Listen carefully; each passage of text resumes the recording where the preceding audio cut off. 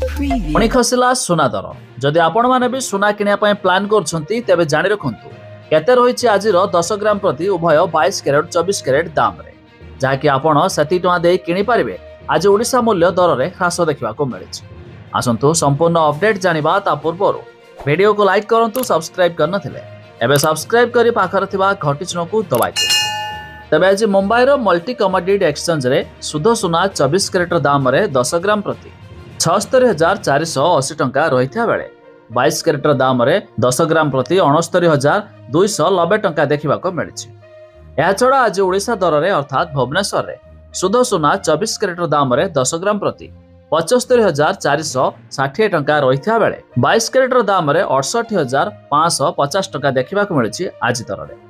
यह छड़ा दिल्ली रो सरफा बाजार रे सोना दर रे मध्य अनेक ह्रास देखा मिली कि आज मध्य दिल्ली रे शुद्ध सुना 24 कैरेट दाम रे 10 ग्राम प्रति 77,750 टंका रहिथा बेले 22 कैरेट दाम रे 10 ग्राम प्रति 69,660 टंका देखा मिली आज दर रे।